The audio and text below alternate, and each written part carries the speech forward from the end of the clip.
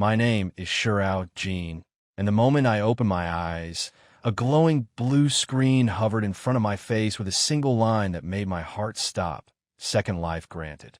Time remaining to prevent the massacre. 27 days.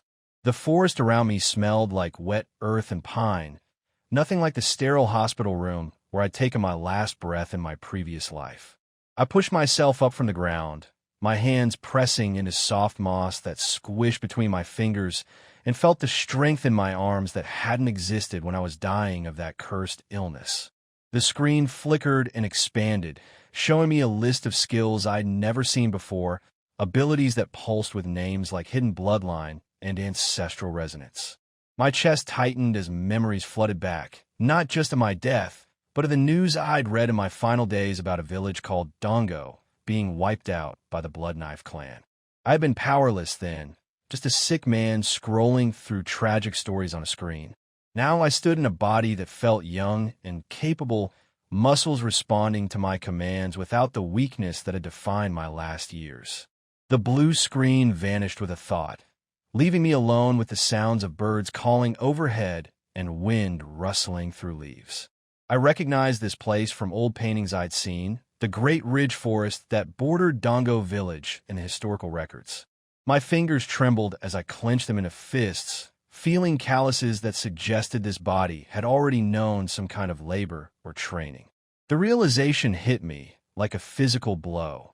I'd been given exactly what I'd wished for in my final moments, a chance to save people I'd never met but whose deaths had haunted me. I took 3 steps forward, my boots crunching on fallen branches, and noticed a worn path cutting through the undergrowth. The system screen had mentioned a hidden talent, something locked inside me that needed to be awakened before I could face the clan. My heart pounded against my ribs as I considered the weight of this second chance, the responsibility of knowing what was coming. I wouldn't waste it the way I'd wasted my first life, bedridden and helpless. A sound broke through my thoughts, a choked sob that echoed from somewhere deeper in the forest. I turned toward it, my body moving on instinct as I pushed past low-hanging branches that scraped against my arms. The crying grew louder, raw, and desperate in a way that made my chest ache with recognition. I knew the kind of grief had felt it myself when I realized I was dying without having accomplished anything worth remembering. I broke through a cluster of ferns and found myself in a small clearing where sunlight streamed down in golden shafts. A woman knelt on the ground, her clothes torn and stained with dirt, her dark hair falling around her face in tangled waves. She clutched something to her chest, a piece of fabric that might have been part of a shirt, and her shoulders shook with each sob. I stayed at the edge of the clearing, uncertain whether to approach or give her space. She must have sensed my presence because her head snapped up, revealing a face streaked with tears and dirt. Her eyes were red and swollen, but they held a sharpness that suggested she wasn't as broken as her crying might indicate. We stared at each other for a long moment, the forest sounds fading into background noise as something unspoken passed between us. I saw recognition in her gaze, not of me specifically, but of someone else who understood loss. "Who are you?" Her voice came out hoarse, edged with suspicion despite the vulnerability of her position. She didn't move from where she knelt, but her hand shifted to her waist where I could see the handle of a small knife tucked into her belt. The weapon looked well used, its leather grip worn smooth from handling. "My name is Jean." I kept my hands visible at my sides, tried to appear as non-threatening as possible. "I just woke up in this forest and heard you crying." She studied me with narrowed eyes, her tears still wet on her cheeks, but her expression hardening into something more guarded. "You're lying. Nobody just wakes up in the Great Ridge Forest unless they're running from something or stupid enough to hunt alone." Her fingers wrapped around the knife handle, though she didn't draw it yet. I took a careful step forward, my boot heel sinking slightly into the soft earth. "I'm not lying, and I'm not here to hurt you. What's your name?" The question felt important somehow, like naming her would make this encounter real in a way that mattered beyond my strange reincarnation. "Gunning." She said it like a challenge, her chin lifting slightly as she watched for my reaction. And if you're really just some lost wanderer, you picked a terrible time to end up here. She finally stood, the fabric she'd been clutching falling to the ground to reveal it was a child's shirt with bloodstains on the collar. My stomach turned cold at the sight, and I felt the blue system screen pulse at the edge of my vision like it wanted to activate again. What happened? I asked, though part of me already knew the answer from the historical records I'd read. The Bloodknife clan happened. Gunning spat the words like they tasted foul, her hand tightening on her knife until her knuckles went white. They came through 3 days ago, took everyone they wanted, and killed the rest. I was out setting traps when they attacked, came back to find my brother gone and half the village burning. Her voice cracked on the last word, fresh tears spilling down her cheeks despite her obvious attempt to stay strong. The timeline was wrong, my mind racing as I tried to reconcile what she was saying with what I knew. The massacre wasn't supposed to happen for another 27 days, according to the system screen. Either I'd arrived after a preliminary attack, or the clan was making multiple raids before the final assault. My fingers curled into fists at my sides as anger flared hot in my chest. I'm going to stop them. The words came out before I could think them through, a promise made on instinct rather than planning. The Bloodknife clan won't destroy Dongo Village. I won't let them. Gunning laughed, but it was a bitter sound with no humor in it. You in what army? The clan has over 100 trained fighters, and their leader can supposedly kill a man with just his aura pressure alone. She wiped at her face with the back of her hand, smearing the dirt and tears together. Unless you're hiding some incredible power, your promise is just empty air. The system screen flared to life in my vision, responding to her challenge with text that scrolled across the blue surface. Hidden talent detected. Ancestral resonance available for unlock. Warning. Initial activation will cause severe physical strain. Proceed. My heart hammered as I read the words, understanding that this was the moment where I either committed to this path or walked away. I looked at Gunning, at the grief and desperation etched into every line of her face, and thought about all the people who would die if I did nothing. My past life had been defined by helplessness, by watching the world move around me while I lay trapped in a body that was giving up. This time I had strength, had knowledge, had some kind of power waiting to be unleashed even if I didn't fully understand it yet. I have something. I met her eyes as I said it, my voice steady despite the fear churning in my gut. I don't know exactly what it is yet, but I was given a second chance for a reason. Will you help me learn how to use it? Gunning's expression shifted, suspicion giving way to something that might have been hope if it wasn't so fragile. If you're serious, if you really want to fight the clan, then we need to get to the village elders first. They've been organizing survivors, trying to plan some kind of defense before the next attack. She finally released her knife and bent to pick up the bloodstained shirt, folding it carefully before tucking it into a pouch at her belt. I nodded, feeling the weight of commitment settle over my shoulders like a physical thing. The system screen was still waiting for my answer about unlocking the ancestral resonance, its blue glow pulsing in time with my heartbeat. I mentally selected yes, bracing myself for whatever physical strain it had warned about. Pain exploded through my chest like someone had driven a spike between my ribs, hot and sharp enough to drive me to my knees. I gasped, my hands clutching at the ground as my vision went white around the edges. Through the agony, I could feel something shifting inside me, like a door being forced open after being sealed for generations. My skin burned as strange marks appeared on my forearms, glowing symbols that looked like ancient writing I couldn't read. What's happening to you? Gunning's voice sounded distant, muffled by the roaring in my ears. I felt her hands on my shoulders, trying to steady me as my body convulsed with the force of whatever was being awakened. The pain reached a crescendo and then vanished all at once, leaving me gasping on my hands and knees with sweat dripping from my face. The symbols on my arms faded from glowing white to a dull silver, permanent marks that looked like they'd been tattooed into my skin. I could feel power humming beneath the surface now, something vast and old that waited for me to learn how to direct it properly. I'm okay. I managed to get the words out, though my voice shook with the effort of speaking. That was the hidden talent unlocking.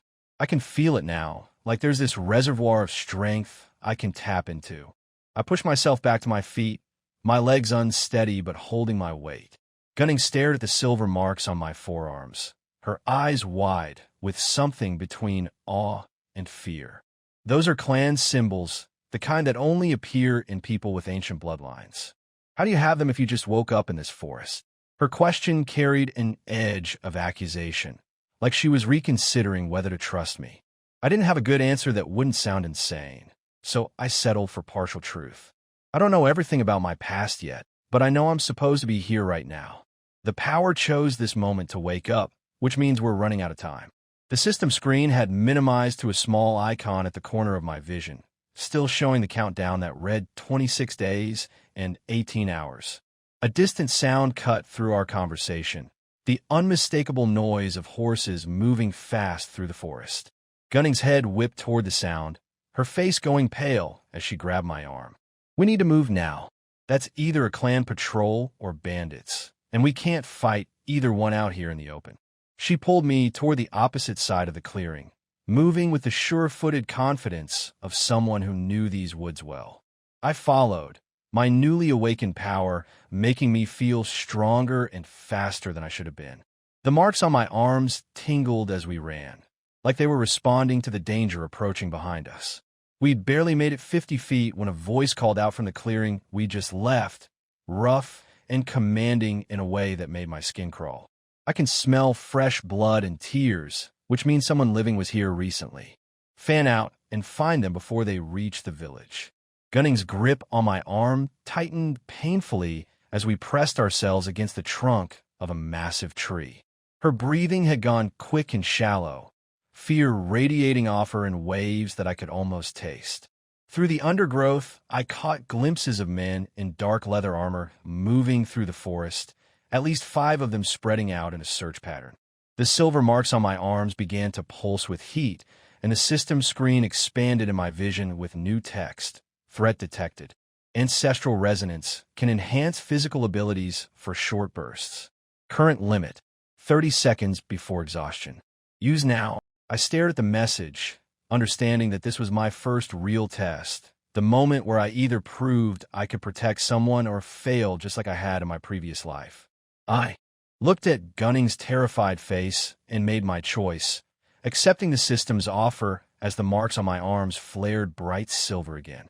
Power flooded my muscles like liquid lightning, every sense sharpening until I could hear the individual footsteps of each patrol member and smell the oil they used on their weapons. I had 30 seconds to make this count.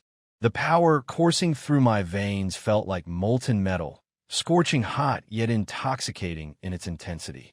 Every muscle in my body thrummed with strength I'd never experienced, not in this life or the last. I could feel the positions of all 5 patrol members as clearly as if they were marked on a map, their footsteps vibrating through the forest floor in distinct rhythms. "Stay here," I whispered to Gunning, but she grabbed my sleeve before I could move. "Are you insane? Those are Crimson Valley fighters. Each one of them has at least 3 years of cultivation under their belt." Her whisper was urgent, desperate. "Whatever you're feeling right now, it's not enough." The countdown in my vision ticked to 28 seconds. I gently pulled my arm free. "Trust me." I didn't wait for her response. The ancestral resonance pushed me forward, my body moving with a fluid grace that my mind struggled to keep up with. I've been a shut-in with a failing body in my past life, my only combat experience coming from games and manhwa. But somehow my body knew what to do, muscle memory buried in my bloodline awakening alongside the power.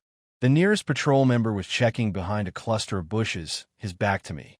I covered the distance between us in 3 silent strides and struck the base of his neck with the edge of my hand. The impact sent a jolt up my arm, but the man dropped like a puppet with cut strings, unconscious before he hit the ground. 22 seconds. I grabbed his sword as he fell, the weight of it familiar in my palm despite never having held a real weapon before.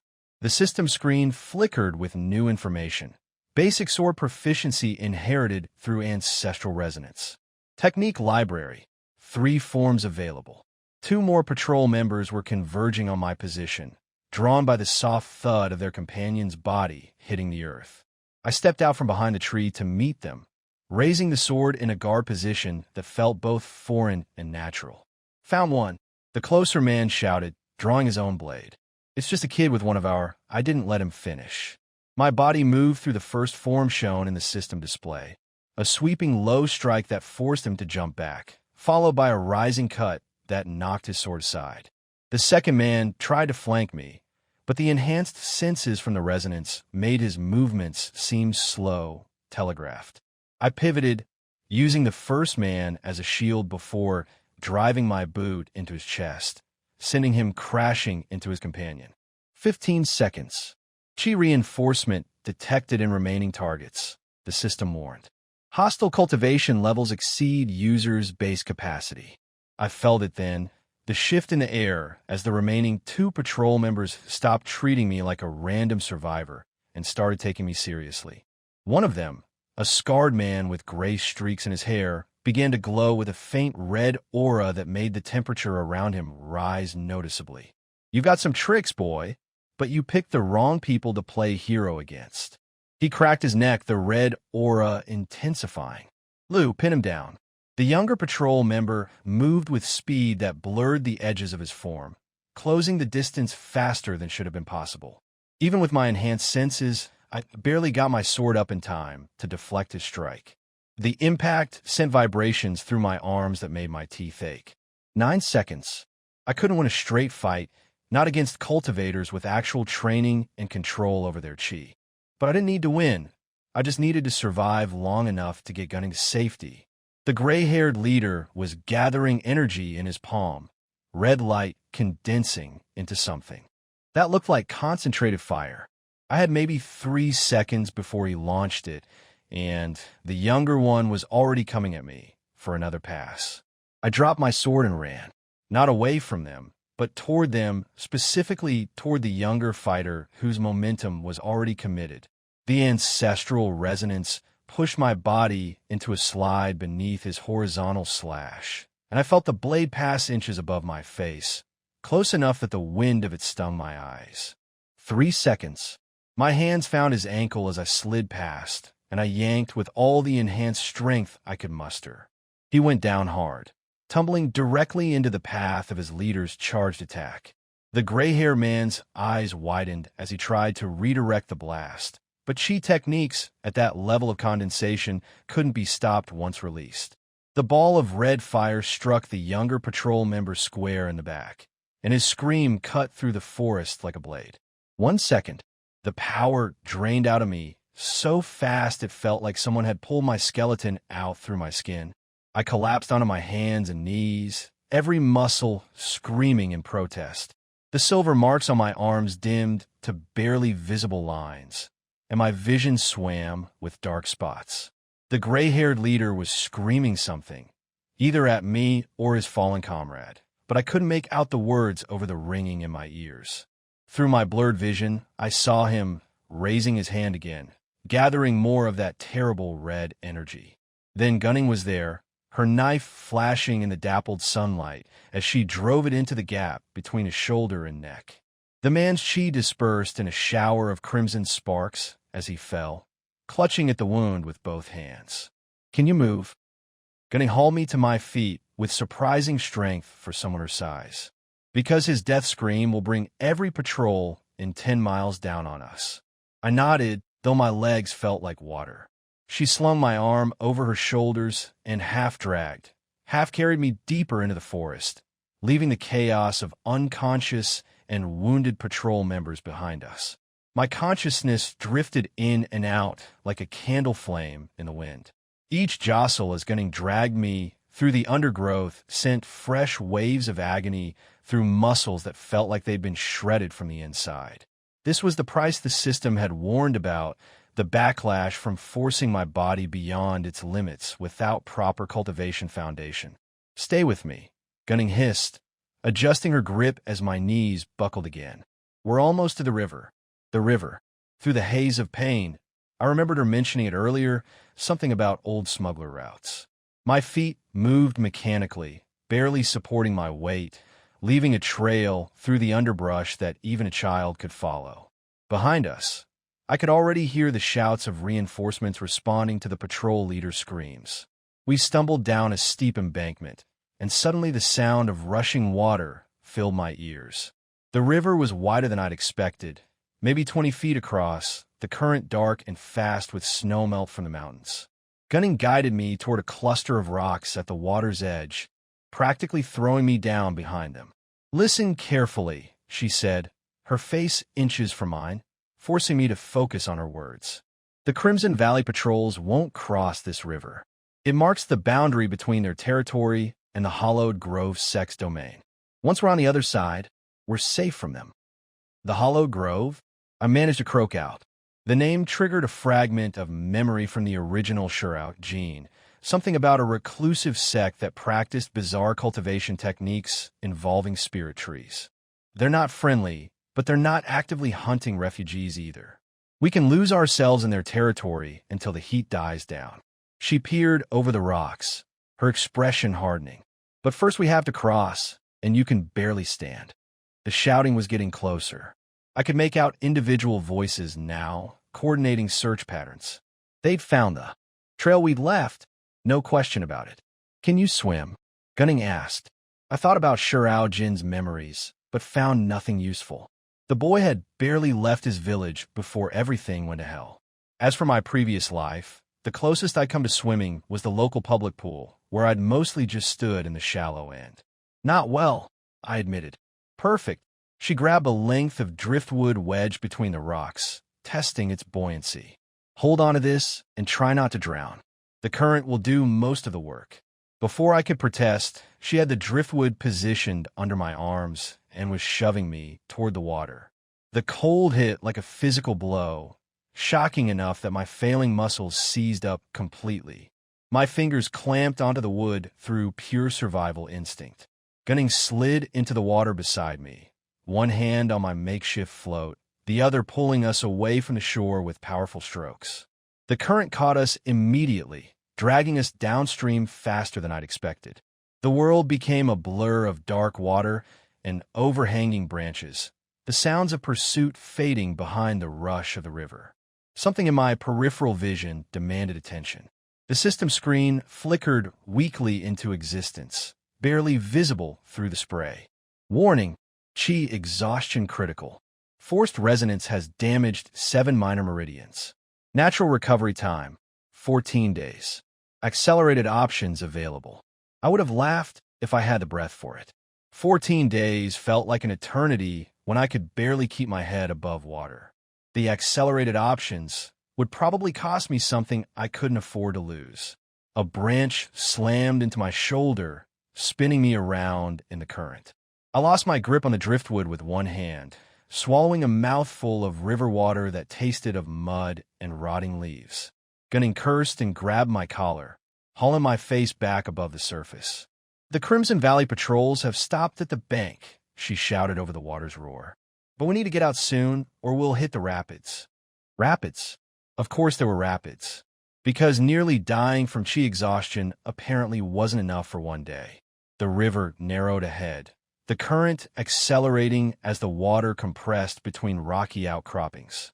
I could hear the change in the water's voice, the peaceful rush becoming an angry growl. Gunning was swimming hard now, angling us toward the far shore, but my dead weight was dragging us back toward the center where the current ran strongest. "You need a kick," she yelled. "Move your legs, or we're both going over." I tried. Every command I sent to my legs felt like it was traveling through thick mud, the signals weak and distorted. My right leg twitched pathetically. My left barely responded at all. The backlash from the ancestral resonance had pushed me past the point where willpower alone could move my body. The first rapid hit us like a hammer. The driftwood cracked against a submerged rock, splitting in half. I went under, Gunning's hand still locked in my collar, the only thing tethering me to the surface. Water filled my nose, my mouth, my lungs, trying to expel it, while simultaneously screaming for air. Then we were in calmer water, Gunning hauling me onto a muddy bank like a landed fish. I coughed up what felt like half the river while she collapsed beside me, breathing hard. Never, she gasped between breaths, doing that again.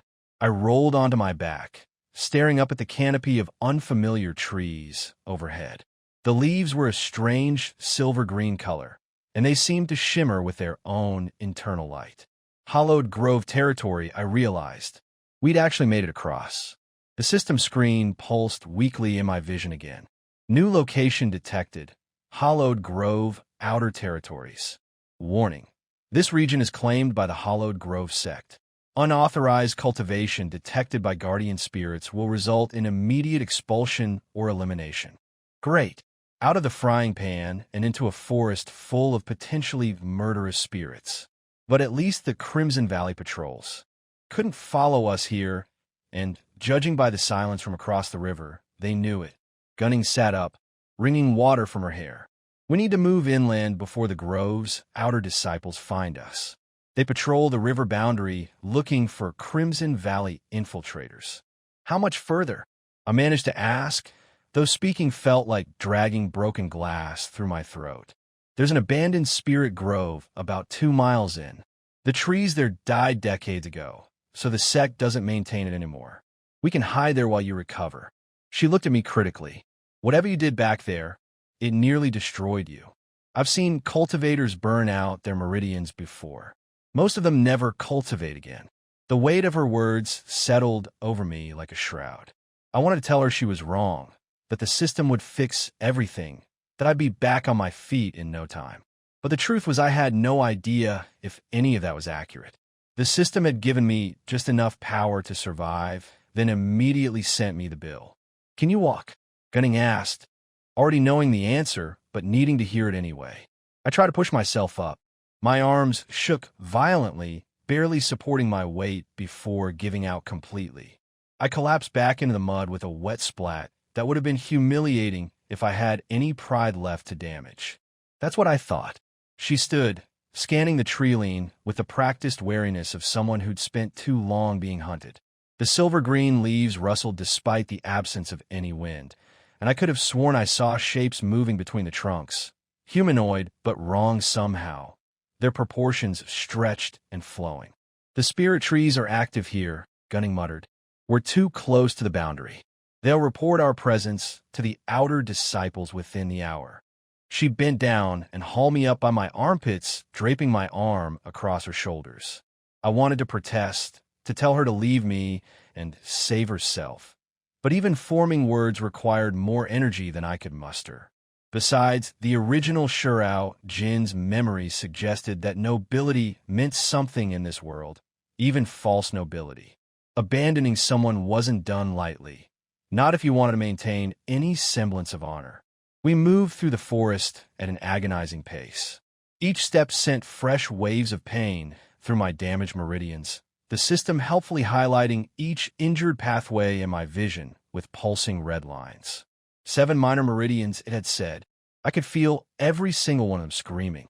The trees around us grew stranger as we moved deeper into Hallowed Grove territory. Their bark had an almost translucent quality, revealing networks of veins beneath the surface that glowed with pale blue light.